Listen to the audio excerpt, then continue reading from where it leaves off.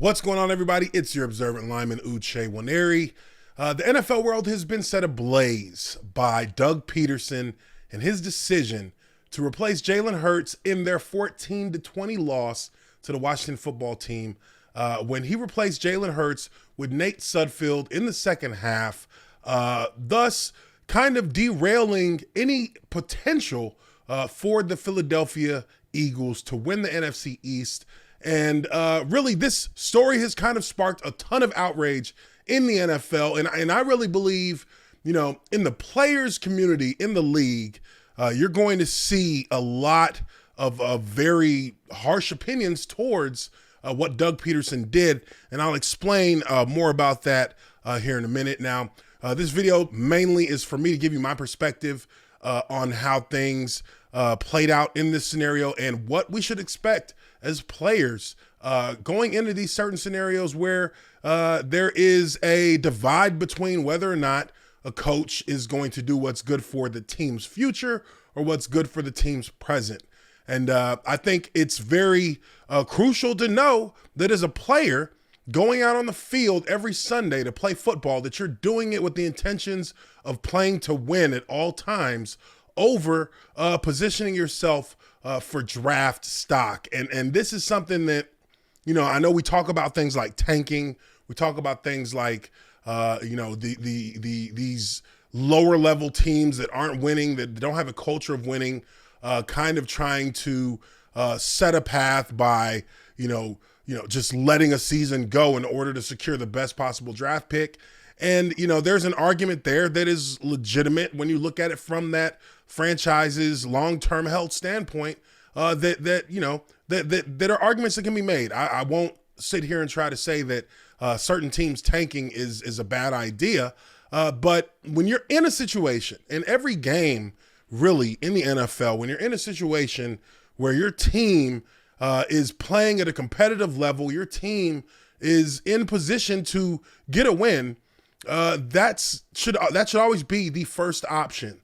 And Doug Pederson has been questioned about this since that Sunday night game against the Washington football team.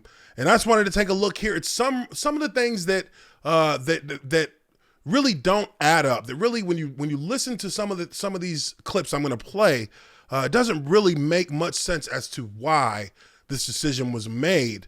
Now, first, let's take a look here at this article from Bleacher Report. In this article, Eagles' Miles Sanders says nobody liked the decision to bench Jalen Hurts versus Washington football team. And that WFT here always makes me feel like it's WTF misspelt, or somebody had a spelling error there. They're trying to say, what the fuck? And instead they said Washington football team. But we're going to go through this article real quick. This is Miles Sanders on what he thought of this decision to pull Jalen Hurts in the second half. But let's go through it rather quickly here. It says Doug Pederson's decision to bench Jalen Hurts in the fourth quarter of Sunday's loss to the Washington football team continues to reverberate around the NFL. With members of the Philadelphia Eagles voicing their unhappiness with the move. Running back Miles Sanders told Sports Radio 94 WIP, nobody liked the decision to replace Hurts with Nate Sudfeld. That's all I can say, really. I don't know who was the main person behind that decision. All I know is that a lot of people on the team were confused. Hurts benching has caused quite a stir, most notably with fans of the New York Giants, as that sealed their fate and would keep them from getting into the postseason. Now it says here, can someone make it make sense to me what's going on? Saquon Barkley tweeted. Golden Tate III wrote on social media that the Eagles hate us more than they hate Washington, and they want Chase Young to win Offensive Rookie MVP. So a lot of salt coming from the Giants, understandably so. This is a team that very well could have beaten the Washington football team on Sunday, and in that they would have been helping the New York Giants seal the NFC East and go on to the onto the postseason. But this was this to me was something that was really it was perplexing for lack of a better word. It was perplexing to see a head coach on the field in a game that's a primetime game, in a situation where, you can win the game. You have a player who gives you that opportunity, who has shown over the last few weeks that he can get you wins. He can be the future moving forward for this franchise. And, Doug Pederson has pretty much stated in no certain way that that wasn't the priority for these Philadelphia Eagles. Now, I want to jump to this post by Jason Kelce, the center for the Philadelphia Eagles, because offensive linemen obviously have very good perspectives on a lot of these things dealing with football, as we are a true unit dependent on one another to do the right things, to do our job the right way consistently, game in and game out. So we have a bit of a more a broader perspective on what matters on the field. Now, Jason Kelce had posted this before on his Instagram, and in this statement, I think he says a lot of things that are really important for people to know about the mentality of the players, not necessarily the coaches, as we've seen with Doug Pederson, but with the players and how they should handle their job every Sunday, every Thursday, every Monday, how you should approach your craft when going in between those white lines.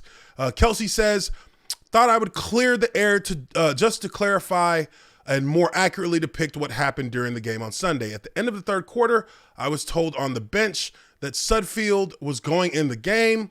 I went up to Doug and asked him if he was taking Hurts out. He said, yes, I think Nate's earned the right to play. I said, everyone else is staying in?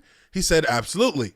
I then went to find Suddy, started taking snaps on the sideline with him, called the other linemen over and had them listen to his snap count to make sure everyone was on the rhythm of his cadence, and then went out for the next drive.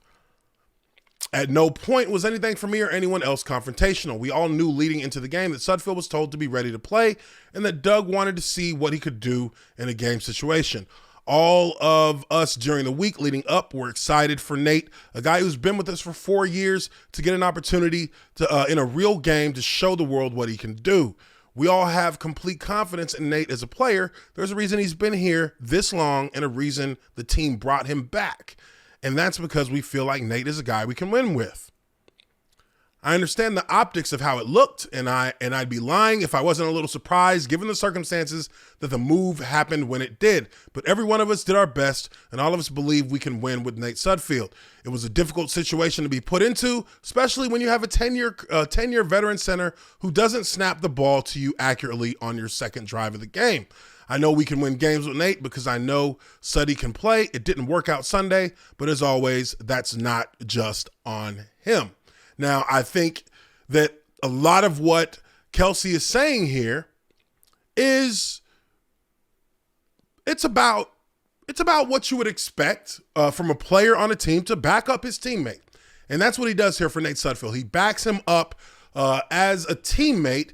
As somebody whose number was called, you do have to give that person your support. I mean, you're not doing the team any favors if you're told by Doug Pederson that he's going in. You get pissed off, you walk over to Sudfeld, and you start, berating him or asking questions or being hostile towards him and why he's going in the game. That's totally out of his control. He's been put in the game. He has to just get ready to go and play. So the team aspect there holds true because Jason Kelce knows that this is the guy he has to go in with. You got to support him. It doesn't matter what you necessarily feel personally. As we can see here, he was surprised about the situation as it played out, but that's irrelevant at that point. He needs to go in there. He needs to play ball. He needs to be ready for his to help guide this new quarterback who's getting his first in-game action.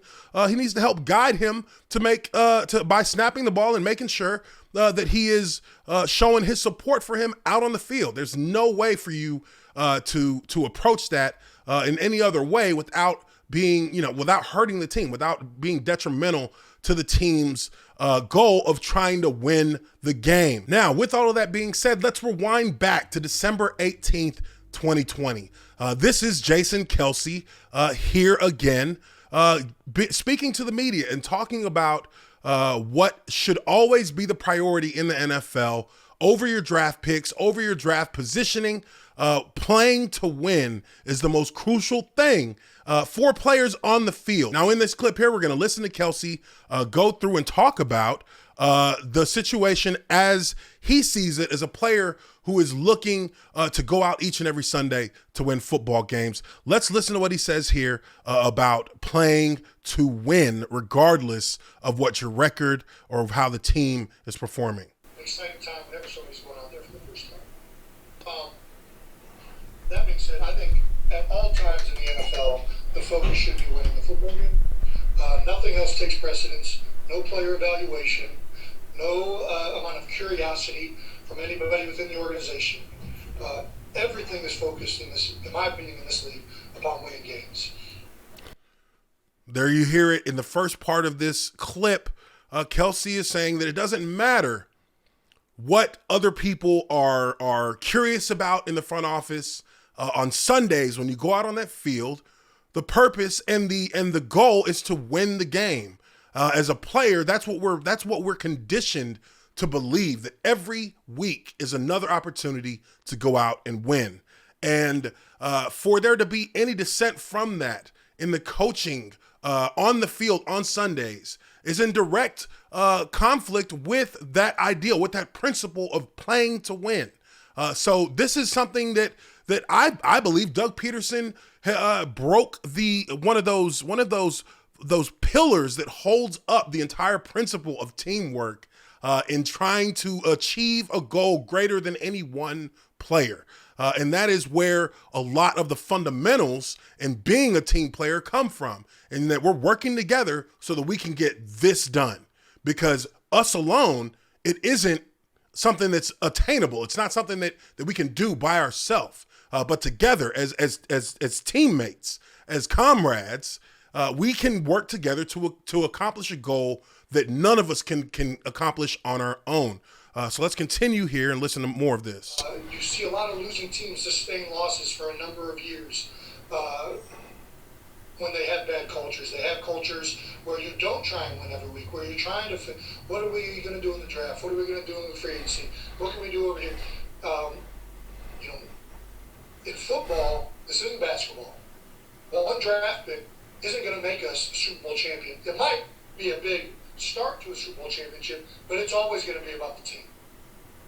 That's the greatest thing about this sport. And culture and the way guys fight and the way guys go to prepare and the way guys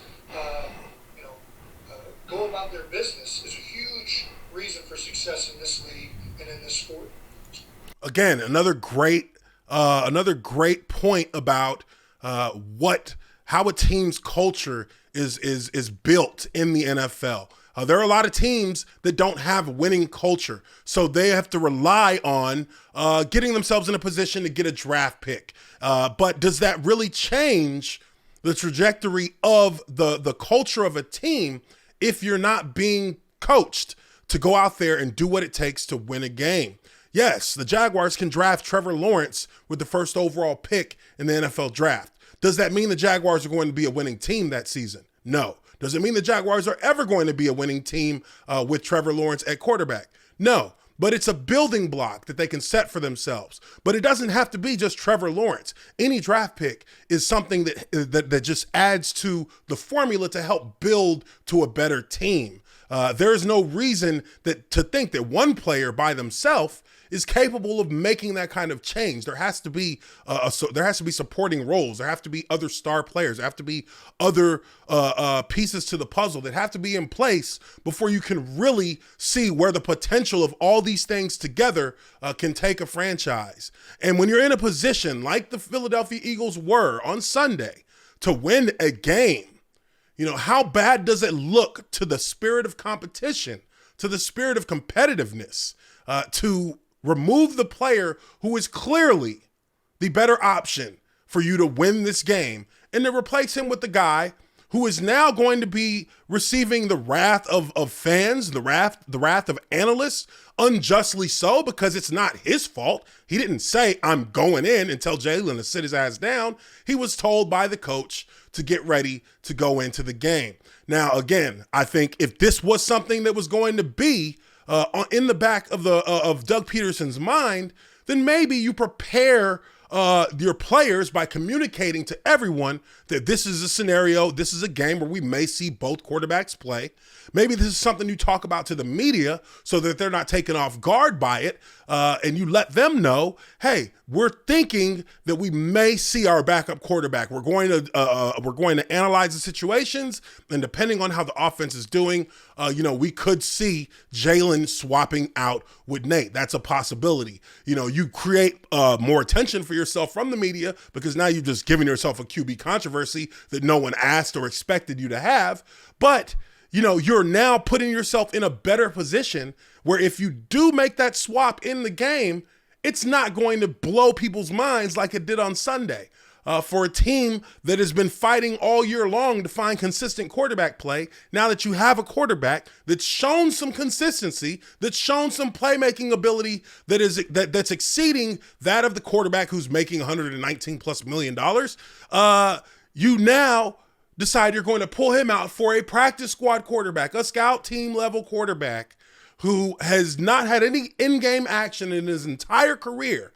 But now all of a sudden, it's time to see Nate Sudfeld in a game that has prime time and that is being watched nationwide on prime time and has league-wide implications on the playoff picture for the NFC East. This makes no sense. This is hustling backwards, and it's giving a black eye to the NFL and certainly to the Philadelphia Eagles, because this shows that this is a franchise that will decide in the clutch, in moments where they have an opportunity. Well, we're not having a great season this year, so let's up our draft position and let's pull some players out. Let's sit some players so that we can give ourselves the best chance to lose without looking like we're trying to lose. This is what they've done. This is exactly what they've done. It looked like you were trying to lose when you made that switch, because Jalen Hurts in his previous 2 games has received a lot of praise from not only the coaching staff, but also from the media, because he brings a new dynamic and a new energy to the Philadelphia Eagles. But let's finish up this video here with Jason Kelce. Nothing takes precedence over trying to win a football game. I don't care who you're trying to evaluate. I don't care if you've lost every game. You're 0-15 and it's the last one you got. Everything is about winning in this league. And I know that won't appease a lot of people out there that always want to talk about getting better draft positions or getting looks at certain guys to see what you got for the future. But again, the moment a team feels like you as an organization aren't doing your job for me to go out there and win, all of a sudden you've shown who you are. You don't care about me or this team. You care about the future. You care about this. That's not what the focus is here. That's not what the focus is on any winning organization's team. And there you have it. Honestly, I think that everything that Jason Kelce said there was dead on. And in that last part, something that is really more particular to the players who are on the team at the time is that you don't care about my future. You don't care about us here on the team right now playing to win this game. You don't care about the 53 men who have taken the field all season long to work towards winning games, to work towards being a better team, to work towards getting better each and every week. You don't care, because now we're finally in a position where we can actually see the silver lining that we can apply to this season that has been a disappointment, no doubt. But now we have an opportunity to finish strong, to finish with the win, to finish with some kind of direction going forward. You chose the draft. You chose draft picks over that. And we're supposed to be a team with a winning culture. We're supposed to be a team that, 3 years ago was a Super Bowl champion? No. It destroys the entire concept of competitive greatness when you make a decision like Doug Pederson did. I think that, in some situations, there might be an argument to fire him because of that. But that would assume that the general manager and the owner feel the same way that the players would feel about a situation like that. So we'll see how it plays out. I'm sure there's going to be more details to come. The NFL could be looking at this situation if it gets any hotter than it already is. I mean, think about sports betting. Sports betting is affected by this because sports betting is completely stands on the premise that you're betting on a team, assuming that team is trying to win the game. So there's a lot of implications that could potentially affect the NFL, not only as a league that devotes itself to to an elite level of competitive greatness, but also its image within the larger realm of all of these different brands and endorsements and corporations that buy into the NFL because of the kind of reputation it's built around competing. This is going to be something that could see a ripple effect in the future. But let me know what you guys think. Leave your comments down below. Doug Pederson and his move to bench Jalen Hurts for Nate Sudfeld. How do you see that playing out in the grander scheme of things in the NFL? Let me know down in the comments below. Make sure you hit the like button if you like this video. And hey, if you haven't subscribed to the Observant Lineman Uche Nwaneri, think about doing that as well. Appreciate you guys for checking out this video, and I will catch you all on the next one. Peace.